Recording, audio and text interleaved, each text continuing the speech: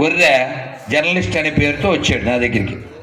వాడు నిజాయితీ ఉండదు కదా, ఆ వెంకటేశ్వరరావు కొడుకాడు, మనకు పుట్టినాడే.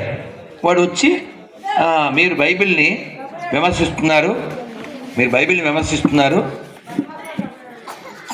మన పురాణాల్లో కూడా చెడు ఉంది కదా అని సెల తీసి అది చెప్పాడు.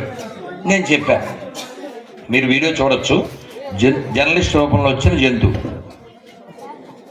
ఇప్పుడు మేము బైబిల్ని ఎందుకు క్వశ్చన్ చేస్తాం? బేరాలు ఎక్కడ ఆడతాం? మన ఇళ్ళ దగ్గరికి వచ్చిన కొబ్బరికాయలు, మన ఇళ్ళ దగ్గరికి వచ్చిన కూరగాయలు, మన ఇళ్ళ దగ్గరికి వచ్చిన ప్లాస్టిక్ సామాన్లోడు, స్టీల్ సామాన్లోడు, చీరలోడు, వాళ్ళ దగ్గర బేరం ఆడతాం. అవునా? మీరు రిలయన్స్లోకి వెళ్ళి బేరం ఆడతారా? విజేత సూపర్ స్టోర్లో, డీమార్ట్లో ఆడతారా? ఆడరుగా. అలాగా సనాతన ధర్మం ఒక వజ్రాల షాపు, ఒక బంగారం షాపు పెట్టుకుంటే మారిపోద్ది షేపు, నీకుండదు రేపు.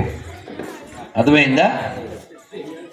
మనం వాడితో చెప్పాను నేను, మీరు ఇళ్ళ దగ్గరికి వచ్చి అడుక్కుంటారు మా మతంలోకి మారండి అని. క్వశ్చన్ చేస్తాం, ఎంతకిస్తాం?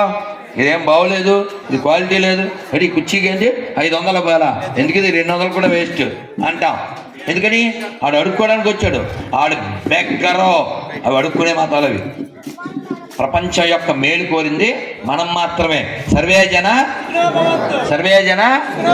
కాబట్టి ఈ దేశం బాగుండాలంటే మనం బాగుండాలి. మనం అంటే హిందువులం, అందుకని 2 పనులు చేయండి.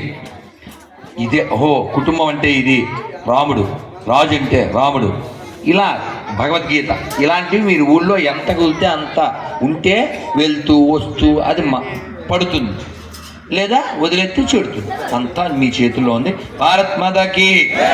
ఇలాంటి వాళ్ళు ఇంకా పెరగాలి, మన దేశ ధర్మాన్ని రక్షించుకోవాలి. మీరందరూ బలపడండి అన్ని రకాలుగా. ధన్యవాదాలు. జై శ్రీరామ్.